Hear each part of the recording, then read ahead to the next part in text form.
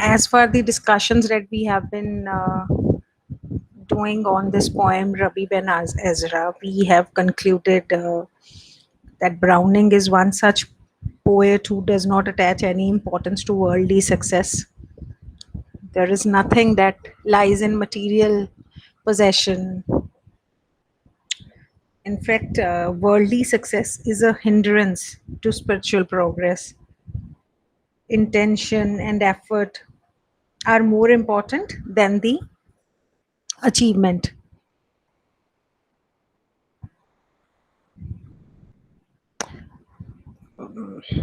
This idea that what is important in life and in undertaking is the impulse, the motive, the intention, and nobility of soul, which prompts the attempt and which may emerge into clear consciousness. You know, this is the thought that is so clearly elucidated in this dramatic monologue, in this profound philosophy of Robert Browning entitled Rabbi Ben Ezra. This clear consciousness comes to the person who has the clarity.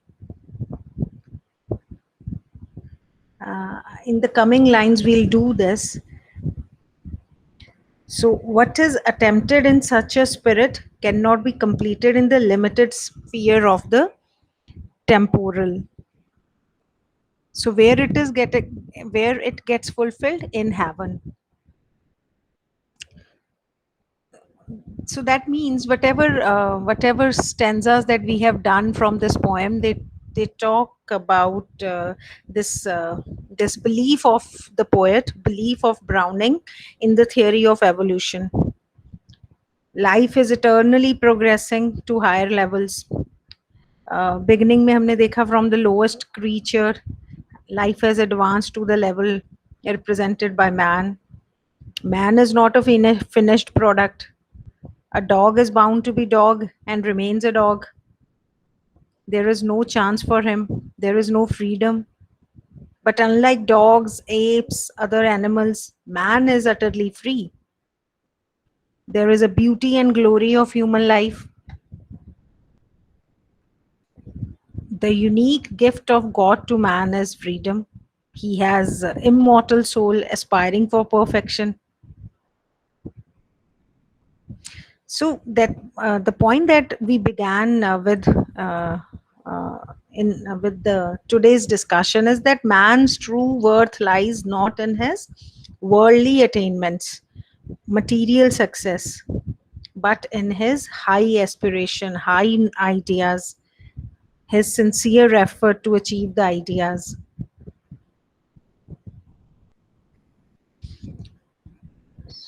So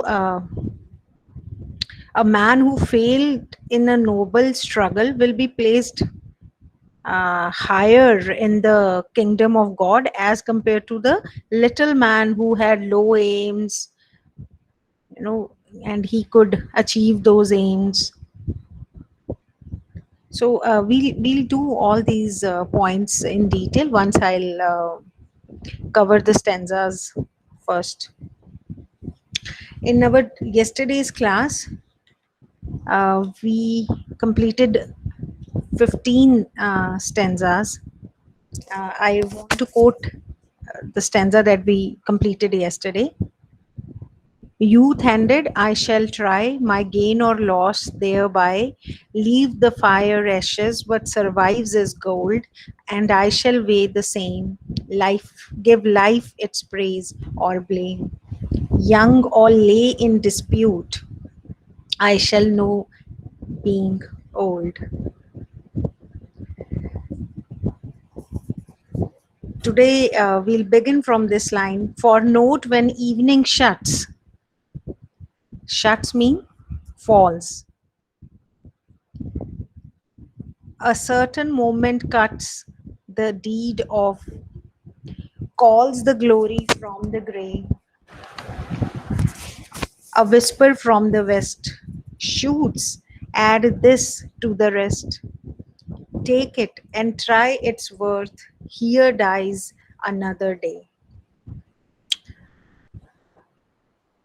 Uh, till stanza 15, we have been noticing many comparison, use of uh, some philosophy of life. It is continued here also, because in this stanza the poet compares old age to evening. When evening shuts, that means this indicates the close of the day when evening falls. So what happens? A certain moment cuts. So human beings stop their activities in the evening for a while. The deed of calls the glory from the gray. So what happens in the evening? There is this sunset glow, and it changes the gray sky into red. Okay, the deed of calls the glory from the gray. So we there is this indication that sunset shows, uh, gives an indication that the the day has become a part of the past. A whisper from the west shoots, add this to the rest. So what do we do in the evening towards the end of the day? We reflect. What do we reflect? We reflect over the good or bad acts which have been done during the day. So similarly, in the same way, a human being, a person, reflects over all the deeds that have been done in till the young youth age. So in old age, there these deeds, all the deeds of the youth are reviewed, and they are reviewed. We did it in the earlier stanzas, that all these deeds are reviewed very peacefully with a very calm mind. In the previous stanza, we did that gains or loss of youth, they are calculated very dispassionately, like an observer, very calmly. I hope this stanza is clear to all of you. If you see closely these lines, a certain moment cuts the deed off. So what is the deed? The day is over, the sun sets, then there is pause for a while, because we stop our daily routine, and then this calls the glory from the gray, because as we just talked that at the time of sunset there is a glow in the sky. So what does that glow indicate? There is this crimson redsomeness instead of it's being gray. So we have this word glory for the glow of sunset. A whisper from the west shoots, जैसे this is compared to a whisper. किसको? The glow of the sunset is compared to a whisper, and that whisper is an indication that the day is over. Add this to the rest, take it and try its worth. So what does this whisper say? That it has become a part and parcel of the past. So you can now reevaluate, you can assess.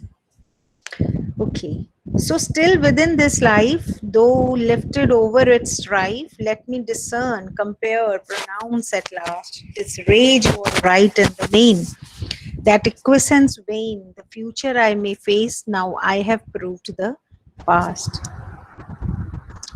Now that the poet has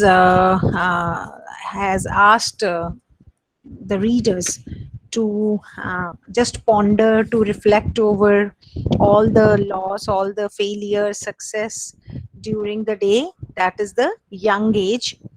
So now old age is the time when the person will examine his past very calmly, peacefully. And this age is the time when those struggles, are over, and then this leisure time is to be used in scrutinizing, judging, pronouncing judgment over the past life. And when one looks back from a pedestrian of old age, then the person realizes that some of his passion, some of his excitement, some of his ideals for which he struggled so hard, they were completely right, in a very right perspective. You know, he used to think that way, but in actually he never realized that his point of view was also wrong, absurd. So how does he get that realization? Only after he becomes an observer, he becomes a person who just looks at his own follies, his own achievements, his own actions as someone viewing it. Someone else is viewing it. So, so this thought is continued in this stanza also, that there is this comparative estimate of the success and failure. Because it is only in the old age that the person finds that it is very good to evaluate, because the wisdom, the skill that has been increased, it's all because of these failures, absurdities. So let us see now at these sentences. So still within this life, though lifted over its strife. To strife, we know its strife is the word for struggle. Though lifted over its strife, that means the period of struggle is over. Let me discern, compare, pronounce at last. Pronounce is like a judge. You give a judgment over the deeds. This rage was right in the main. So this rage is here for excitement, for passion. Was right in the main, that acquiescence vein. Acquiescence here means that one accepts very passively. So acquiescence is passive acceptance. So vain is something wrong and foolish. The future I may face now, I have proved the past. अब क्योंकि this feeling of proving the past means the past, the test that was given in the past life. Proved the past means the judgment, the examination, the realization of having very good experience. It has been finally gained. For more is not reserved to man with soul just nerved, to act tomorrow what he learns today, here work enough to watch the master work and catch hints of the proper craft, tricks of the true play.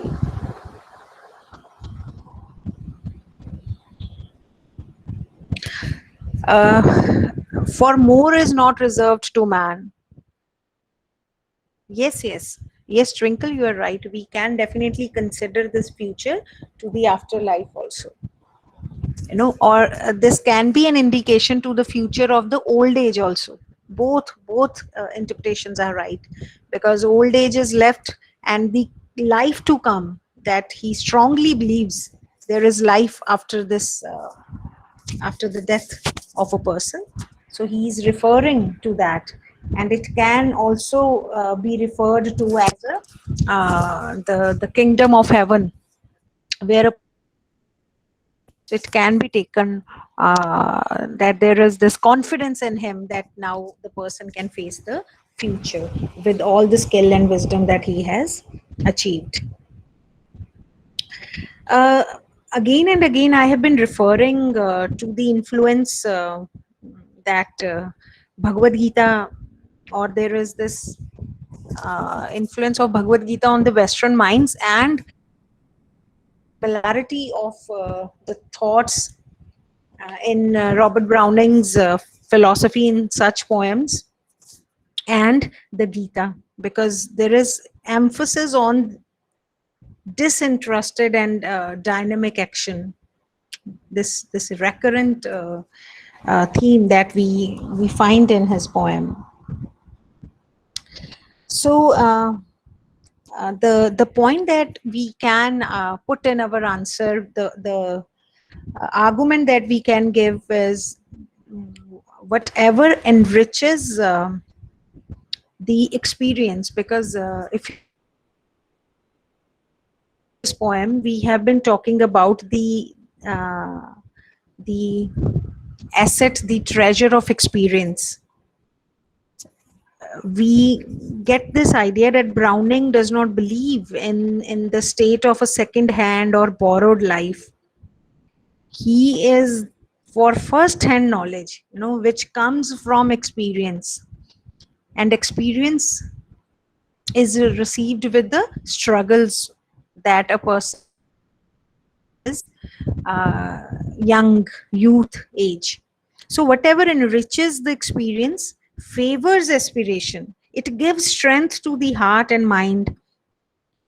It is very good and to be used by human beings. So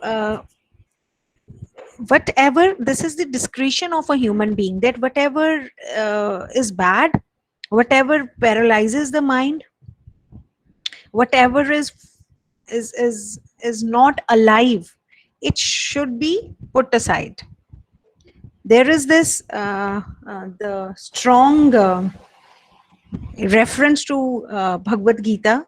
These are the points that we find as a reader, that there are similarities, because Browning's excitement uh, in more living, the way he finds rapturous joy in life of all the creatures, because this life is given by God as a greatest gift. So we see that Browning, when talks when gives his philosophy in this poem also, he talks about the greatness of God and um, the magnificent creature the man is in comparison to the lowest creature, other creatures. And this poem, Rabbi Ben Ezra, very clearly talks about this negation, that we don't need the artificial glorification of flesh, and one needs to accept life in its totality. We, in the previous class, we talked in detail that flesh and soul, flesh and spirit, body and soul are complementary. They are never antagonistic to each other, they are never opposite to each other. Anna, you remember those lines when he says, all good things are ours, nor soul helps flesh more now than flesh helps soul.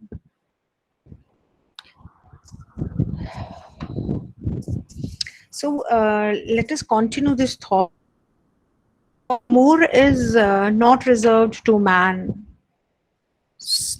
There is another thought here, that man is uh, there are many differences between man and lowest creatures that we have been talking about in the earlier stanzas. Here it is said that man is also distinctive, because he has this ability to learn from his past struggles, from his experiences. So whatever wisdom, whatever experience, the struggles of youth teaches the human soul, these experiences also prepare the mind. uh, Kind of, there is this provision of courage. The self confidence of a human being is built to face the future. So this is very common Sanatan philosophy also. So whatever a human being learns in this life, uh, it can be used to a it can be put to a good use in the life to come. So the clear indication in these lines is, um, to act tomorrow what he learns today. It is very clear. So whatever you get, uh, knowledge, experience, sadness, whatever you get, it is a kind of lesson for the future. So mm, if we can say that in this life, if more is not given to human being, so what is he given then? He is given the chance, the opportunity to witness the efforts done by God, the Creator.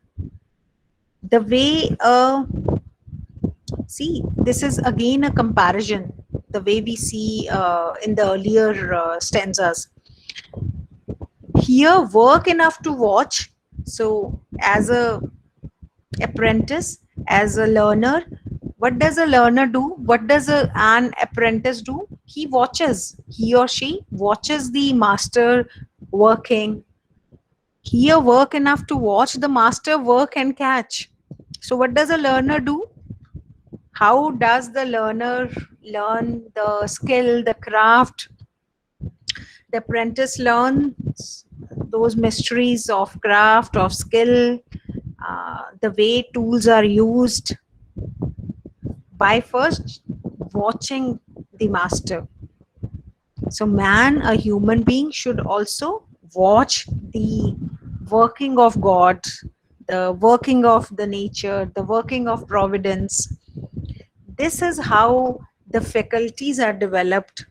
This is how the art of living is learnt. Because this life, this very life, is meant for gaining wisdom. And this give wisdom, we have been talking enough on this idea. This wisdom is gained through struggles and experience. And this wisdom, this struggle, prepares the soul for the life to come. So when we see these now, look at the sentences again. For more is not reserved. Reserved here means given,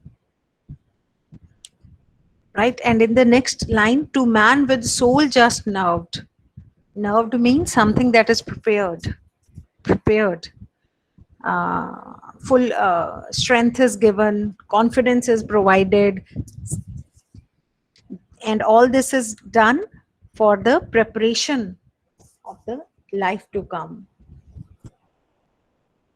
So we have this word to act tomorrow. So tomorrow, like in the previous stanza, we saw the word future.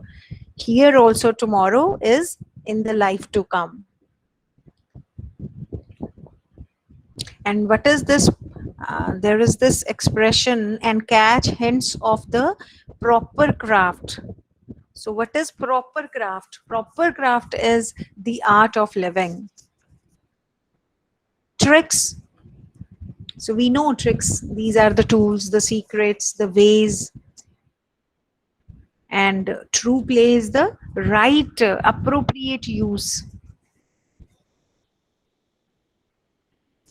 Okay, coming to the next stanza. As it was better, youth should strive through acts uncouth toward making than repose on aught found made. So better age, exempt from strife, should know than tempt further.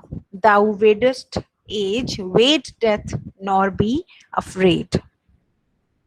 So these last few stanzas have been talking about the youth, to be a period where a man is given opportunity to struggle, and struggle exclusively with his ideals.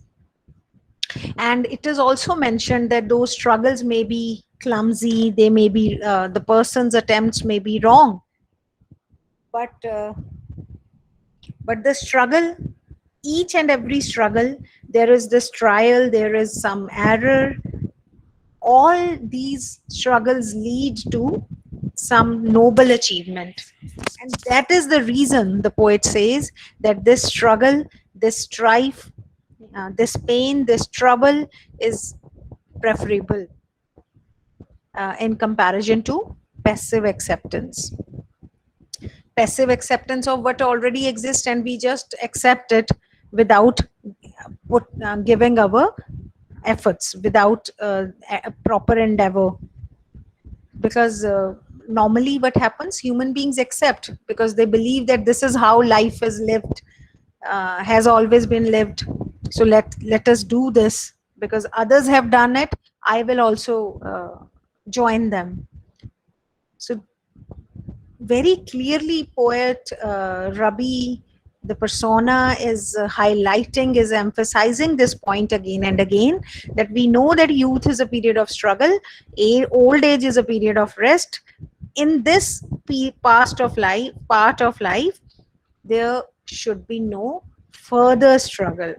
The old person, the old age, in the old age, there is this attempt to discern, to scrutinize, to discriminate whatever happened. The experiences, the struggle, they yield good or bad results. So this should be observed very peacefully. Just as in the young period of life, a human being prepares and waits for the old age. Similarly, in the old age, the person should prepare and wait for death. There is no need to fear death, because the experience, the wisdom that the person has gained, they all will be beneficial, they all will be of great use to the person in the life to come. Now there are again very different perspectives. There are people who say that this is the only life that we have, there is no life, uh, there is no proof to it. But we are just here to understand the philosophy, and we are just here to understand the way this profound philosophy has been put in such a beautiful poetic form. Now let us see again at the sentences of this stanza. As it was better, youth should strive through acts uncouth. So there were acts that were uncouth.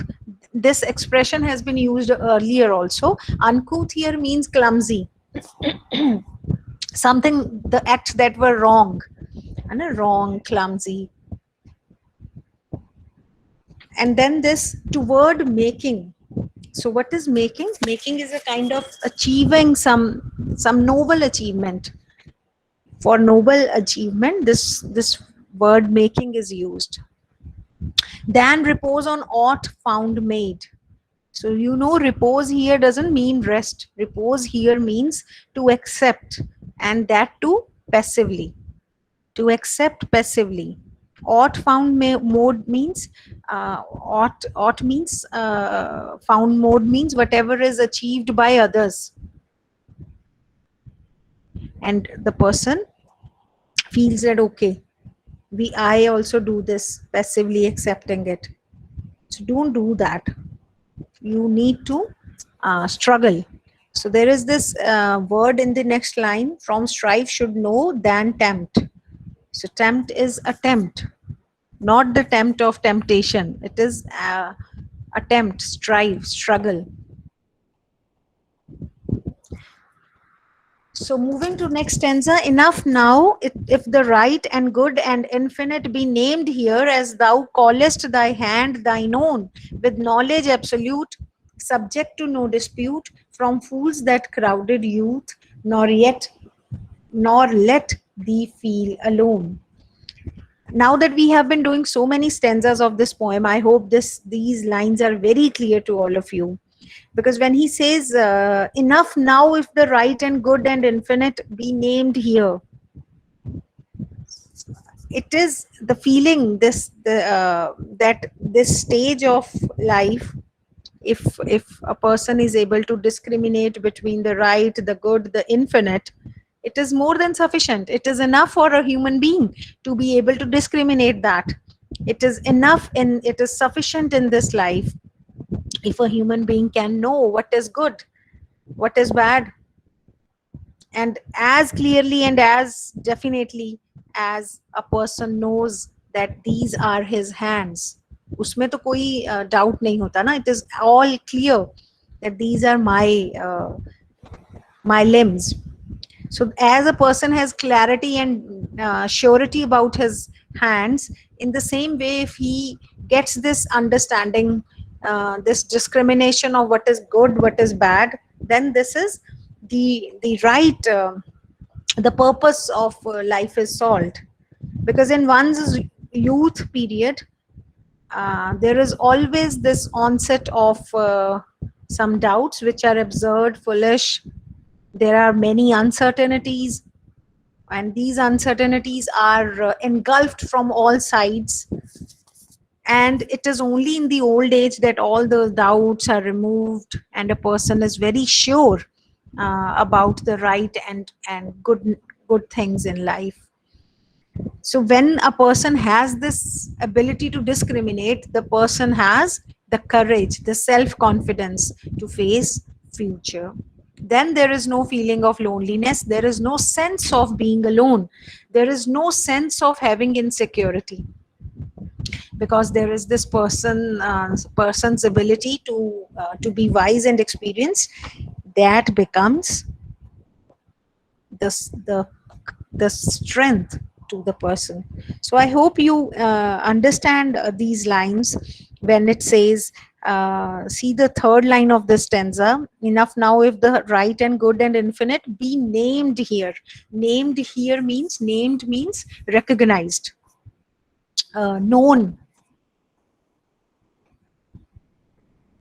And then the next line, with knowledge absolute. So absolute knowledge here means something, the knowledge that is very clear, definite kind of knowledge, without any doubts. From fools that crowded youth, we did it in depth, that in young age there are so many doubts that crowd the mind. So nor let thee feel alone.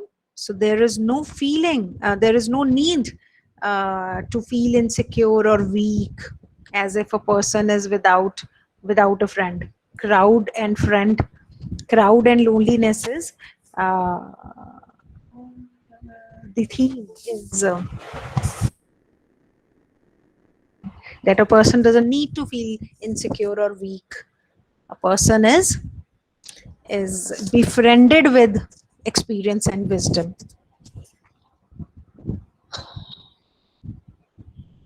Be there for once and all, severed great minds from small, announced to each his station in the past. Was I, the world arraigned, were they, my soul disdained, right?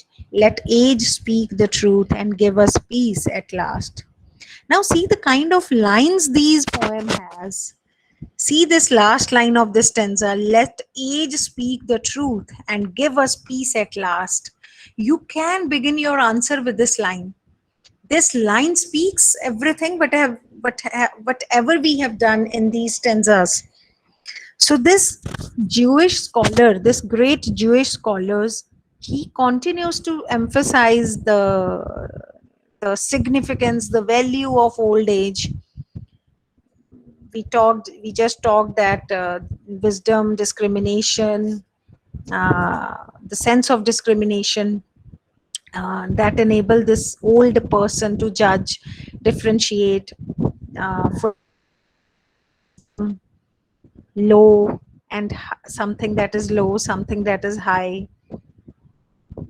So there is this ability to correctly evaluate the past actions and the actions of others also. And then has that right discrimination, the person can assign uh, the proper place and value to them, because now the person is able to judge for himself whatever he was criticized for, whatever the for, or whatever is looked down upon with contempt. But if it was right, he is able to understand now. He can now form a comparative estimate of all the struggles, of all the aspirations that the person the period of youth.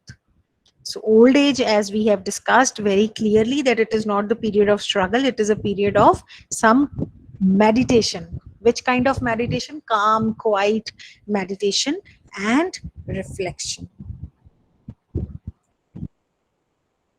Be there. So what do these two words mean? Be there means in the old age, that is talked about the value, the significance of old age. Severed great mind. Severed here means separated. Announced to each his station in the past.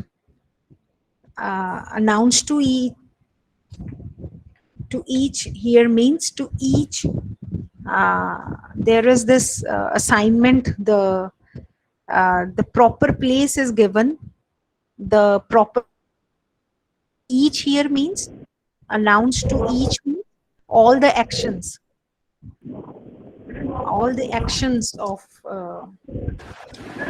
of the pastime. And with what is the pastime? The young period. So the young period, all the action, proper place and value, and when it can be given in the old age. So there was time when they was I the world arraigned. So the person now can ask himself that whatever he was criticized for, arraigned kya hai? Criticized. Something that is uh, is criticized. Others may have found fault with some actions. Now he can look at. And then the next line, there is this word disdained. Disdained, we know, hate, look down upon. And then this line that I asked you, it's very important. Speak the truth. That means passing the correct judgment. Now that the person has this ability to discriminate what was right, what was wrong, he can now give correct judgment. This is the truth that he will be passing on. And then what do we have? Peace at last, because the period of old age is full of calmness, spiritual tranquility, serenity, because all the doubts, all the uncertainties are set at rest. So this period is of reflection and not of action. Now who shall arbitrate? 10 men love what I hate, shun what I follow, slight what I receive. 10 who in ears and eyes match me, we all surmise. They this thing and I that, whom shall my soul believe?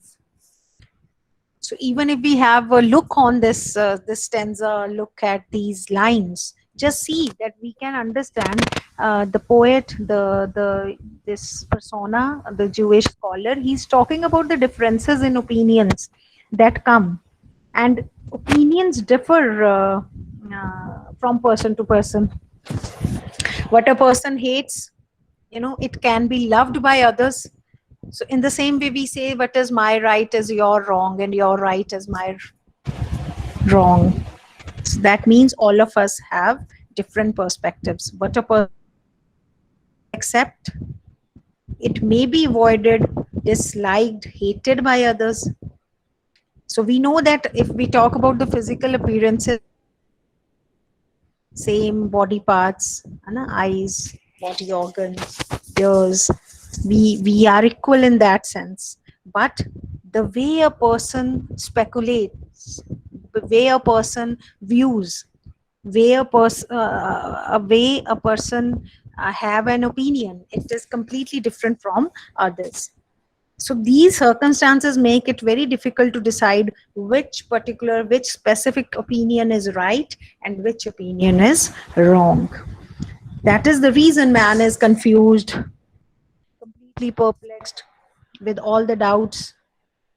There is this no proper reason that a person gets to know what is true, what needs to be neglected.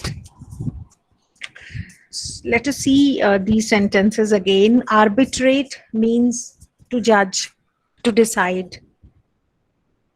10 men love what I hate. We have talked about the differences in the opinions. Then shun, you also know. Shun is to avoid, to leave. Slight, something that we hate, dislike, disparage. So that is slight. And receive is to accept, to have faith in something. Ears and eyes match me. There are many people with whom we have similarities. We all surmise. Surmise means guess, speculate, to conjecture.